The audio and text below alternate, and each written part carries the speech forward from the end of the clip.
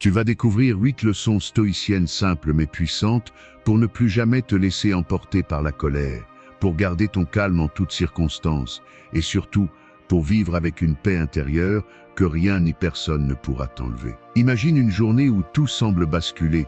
Tu reçois une critique blessante, un imprévu vient tout chambouler, ou un simple mot mal placé déclenche en toi une vague de colère. Et pourtant, tu croises des personnes qui, face aux mêmes épreuves, restent imperturbables, calmes, en pleine maîtrise d'eux-mêmes. Comment font-elles? Quel est leur secret? Ce n'est pas de l'indifférence, ni de la froideur, c'est de la maîtrise de soi. C'est une force intérieure, forgée par une discipline mentale rare mais accessible. Et cette force a un nom, le stoïcisme. Le stoïcisme, ce n'est pas un vieux concept dépassé, c'est une philosophie ancienne mais profondément actuelle.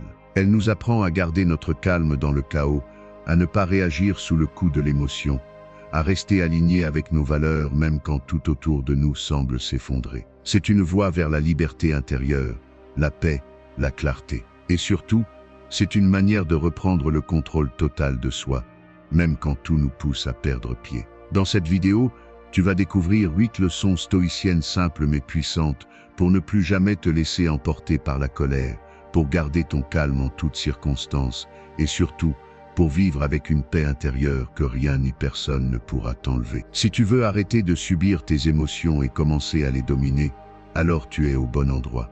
Commente calme intérieur si tu veux apprendre à garder ton sang-froid en toutes circonstances. Abonne-toi maintenant, active la cloche et partage cette vidéo avec quelqu'un qui a besoin de retrouver sa sérénité. Leçon 1. Accepter ce qui ne dépend pas de nous. Il y a des choses dans la vie que tu ne pourras jamais contrôler. Le comportement des autres, le temps qu'il fait, les décisions du gouvernement, les embouteillages, les critiques injustes. Ce sont des réalités extérieures, indépendantes de toi. Et pourtant, ce sont souvent ces choses qui déclenchent ta colère, ton stress ou ta tristesse. Le stoïcisme nous enseigne que le vrai pouvoir ne vient pas de vouloir tout contrôler, mais de faire la différence entre ce qui dépend de nous et ce qui ne dépend pas de nous. C'est la base. Épictète disait: il y a des choses qui dépendent de nous et d'autres qui n'en dépendent pas. Ce qui dépend de toi, c'est ton jugement, ta réaction, ton attitude. C'est ce que tu choisis de penser, de dire, de faire. C'est là que tu peux agir. Tout le reste, tu dois l'accepter avec sagesse. Cela ne veut pas dire se résigner. Cela veut dire ne pas gaspiller ton énergie dans des combats inutiles. Ne pas perdre ton calme pour ce que tu ne peux pas changer. Accepter, c'est dire intérieurement: ce n'est pas en mon pouvoir. Mais ce qui est en mon pouvoir, c'est comment je vais y répondre. C'est cette attitude qui te rend libre. Car quand tu ne te bats plus contre l'incontrôlable, tu retrouves ta paix intérieure. Et cette paix est bien plus puissante que la colère ou l'agitation. Quand tu comprends cela, chaque obstacle devient une opportunité de pratiquer ton calme, ta maîtrise, ta force intérieure. C'est ça la vraie liberté stoïcienne. Leçon 2. Rester maître de ses réactions. Tu ne choisis pas toujours ce qui t'arrive, mais tu choisis toujours comment tu y réagis. Et c'est là que réside ta véritable puissance. Car dans un monde où les événements sont imprévisibles, où les gens peuvent être injustes, agressifs ou indifférents, où les circonstances échappent souvent à ton contrôle, le seul territoire où tu peux régner en maître, c'est celui de ta réponse, de ton attitude, de ta manière de recevoir ce qui vient de l'extérieur. Et c'est exactement ce que les stoïciens ont compris depuis des siècles. La liberté ne se trouve pas dans le contrôle du monde, mais dans la maîtrise de soi. Et si quelqu'un t'insulte, te critique ou t'attaque, tu as toujours deux choix. Soit tu réagis impulsivement et tu perds ton calme, soit tu respires, tu observes la situation avec lucidité et tu choisis de répondre avec sagesse, avec hauteur. Comme Marc Aurèle le faisait lorsqu'il écrivait que ce n'est pas les événements qui troublent les hommes, mais l'opinion qu'ils en ont. Ce qui signifie que ce n'est jamais ce qui se passe qui te fait du mal, mais la manière dont tu le perçois, la valeur que tu donnes à l'offense ou au conflit. Et c'est cette prise de conscience qui change tout, car une fois que tu comprends que ton pouvoir réside dans ta réponse, plus rien ne peut véritablement te dominer, ni la colère d'un autre, ni la provocation, ni même la peur ou l'humiliation. Car tant que tu restes maître de toi-même, personne ne peut voler ta paix. Et cette maîtrise n'est pas innée, elle se travaille chaque jour, dans chaque situation tendue, dans chaque moment de friction. Et si tu décides de cultiver cette force intérieure, tu deviendras ce que les stoïciens appellent un homme ou une femme libre. Non pas libre parce que tout va bien, mais libre parce que quoi qu'il arrive, tu gardes le cap, tu restes calme, tu restes fort. Leçon 3. La visualisation négative. Si tu veux apprendre à ne plus jamais être pris au dépourvu, à rester calme même dans les pires situations, alors adopte cette pratique stoïcienne puissante, mais souvent méconnue, la visualisation négative, car au lieu de fuir l'idée de la perte, de l'échec ou de la douleur, les stoïciens t'invitent à les imaginer volontairement, à t'y confronter mentalement chaque jour, non pas pour sombrer dans le pessimisme, mais pour t'y préparer, pour renforcer ton esprit, pour désamorcer la peur qui t'enchaîne, et anticiper les difficultés avec lucidité. Parce que lorsque tu acceptes en pensée que tout peut changer, que tu peux perdre ce que tu possèdes, que ceux que tu aimes peuvent partir, que les projets que tu construis peuvent s'effondrer, tu ne t'affaiblis pas. Au contraire, tu deviens plus libre, plus résilient, plus vivant.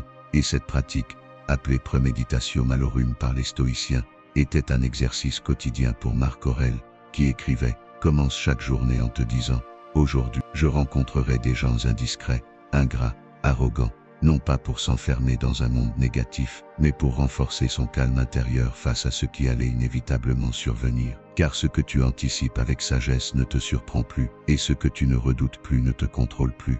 Alors chaque jour, visualise la perte d'un confort, d'un objet, d'une relation. Imagine que ton prochain plan échoue, que ton rendez-vous se passe mal, que ton train soit en retard. Imagine et accepte ces scénarios, pas pour t'y résigner, mais pour que, s'ils arrivent, ils ne t'abattent pas, et s'ils n'arrivent pas, tu en sois d'autant plus reconnaissant, car le but n'est pas de vivre dans la peur, mais de vivre prêt, d'être fort à l'intérieur, détaché de ce qui peut être arraché à l'extérieur. Leçon 4. La maîtrise des paroles. Il n'y a pas de véritable maîtrise de soi sans maîtrise de ses paroles, car ce que tu dis révèle ce que tu penses, ce que tu ressens, ce que tu es. Et les stoïciens nous rappellent que chaque mot prononcé peut soit pacifier, soit envenimer, soit construire, soit détruire, et c'est pourquoi ils insistaient tant sur l'importance du silence, du discernement et de la parole mesurée. Car la langue, disait Épictète, est comme une arme.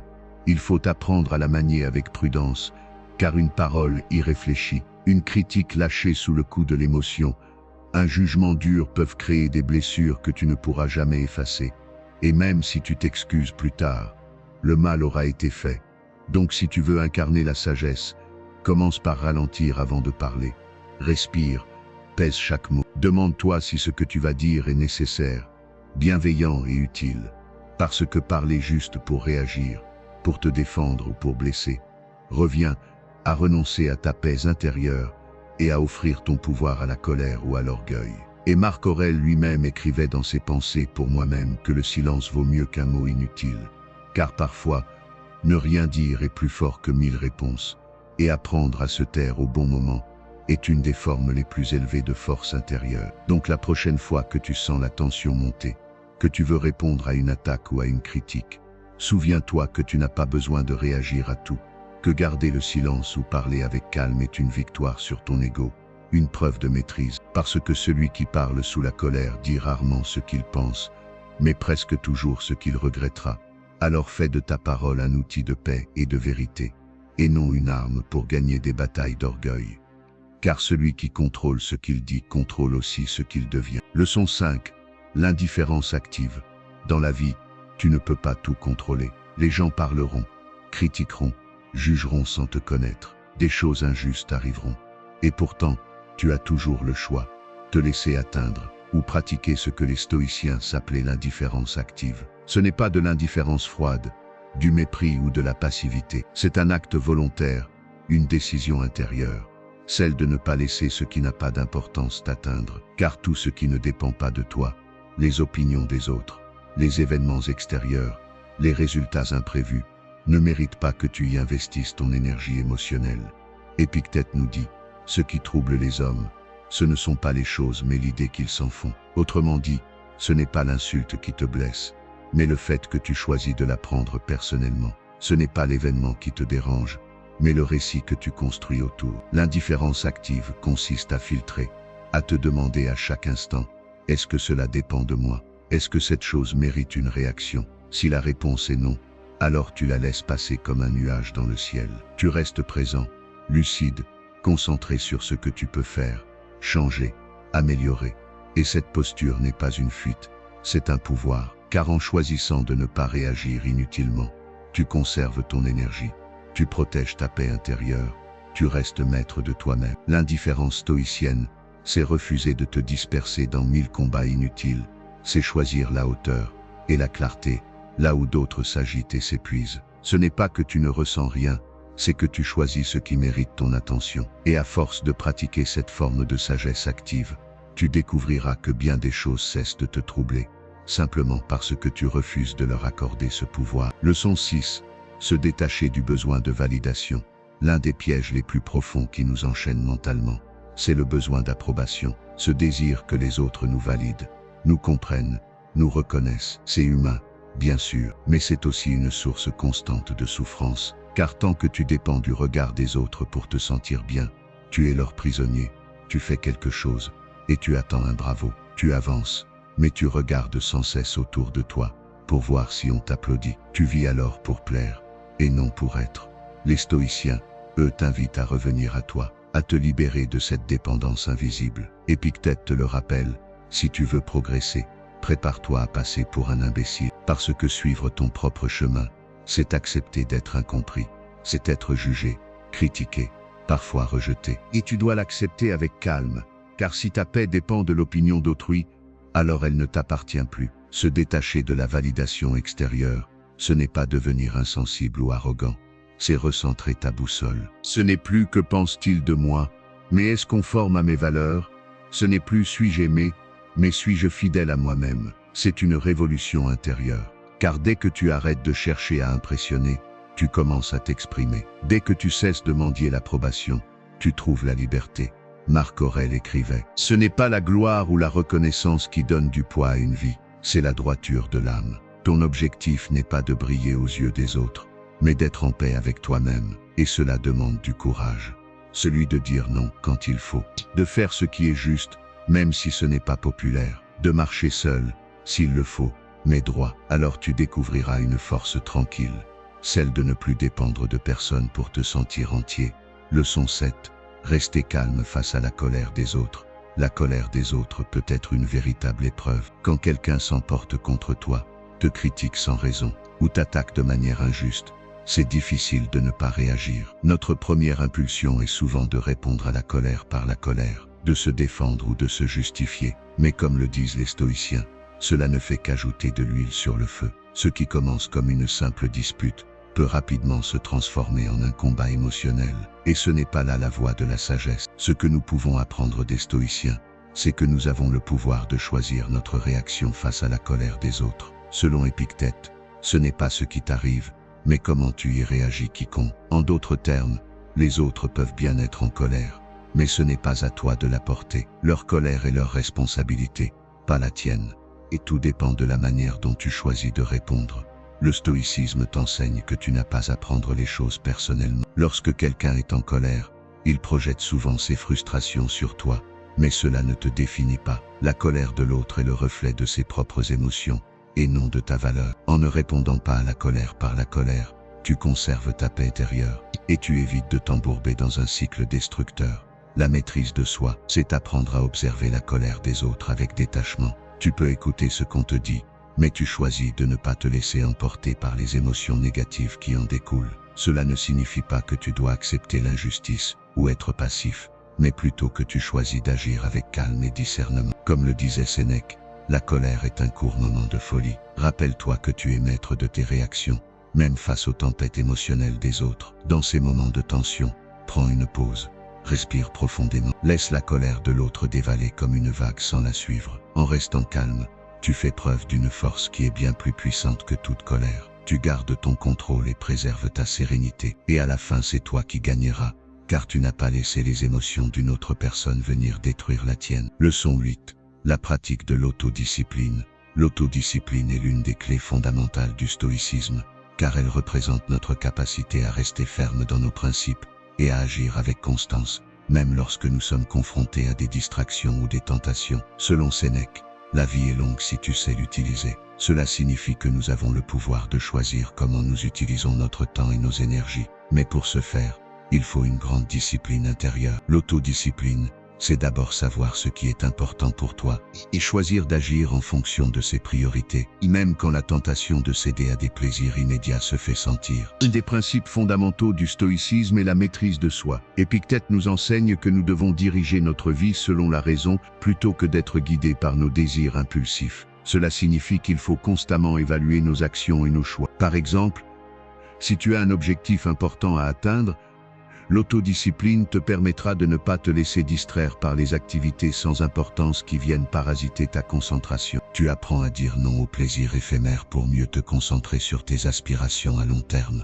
La discipline n'est pas simplement une question de résistance face aux tentations extérieures, c'est aussi un travail interne sur notre mentalité et nos habitudes. L'un des aspects essentiels de l'autodiscipline et de développer une routine qui nous pousse à grandir chaque jour. Le stoïcisme nous invite à mettre en place des pratiques quotidiennes comme la méditation, la réflexion sur nos actions ou encore l'écriture des choses pour lesquelles nous sommes reconnaissants. Ce genre de pratique nous aide à garder notre esprit clair et concentré sur l'essentiel. Il ne s'agit pas de se punir ou de se priver de ce qui nous fait plaisir. L'autodiscipline stoïque est davantage une approche où nous nous montrons responsables de nos choix, en prenant des décisions qui nous rapprochent de notre véritable objectif et de nos valeurs. C'est en maîtrisant nos impulsions et en développant la constance dans nos efforts que nous pouvons réaliser de grandes choses, tout en cultivant une vie paisible et équilibrée. Si tu veux vivre de manière stoïque, commence à entraîner ton esprit à résister aux distractions et à prendre des décisions conscientes. Rappelle-toi que l'autodiscipline n'est pas un fardeau, mais un moyen de renforcer ton caractère et de t'assurer que tu es toujours sur le chemin de la sagesse. Comme le disait Marc Aurèle, sois implacable avec toi-même. Chaque jour où tu pratiques l'autodiscipline, tu deviens une meilleure version de toi-même. Le stoïcisme n'est pas simplement une philosophie, c'est un véritable art de vivre. En maîtrisant tes réactions, en acceptant ce qui échappe à ton contrôle et en cultivant l'autodiscipline, tu peux transformer ta vie. Chaque jour est une opportunité de renforcer ta sérénité intérieure et de prendre des décisions alignées avec tes valeurs profondes. La voie du stoïcisme n'est pas celle de l'absence d'émotion, mais celle de la maîtrise de soi face à celle-ci. Souviens-toi, la vraie liberté réside dans notre capacité à choisir comment répondre aux défis de la vie. Si tu appliques ces leçons, tu deviendras inébranlable, capable de surmonter n'importe quelle tempête. Alors commence dès aujourd'hui à intégrer ces principes stoïciens dans ta vie, et deviens la meilleure version de toi-même.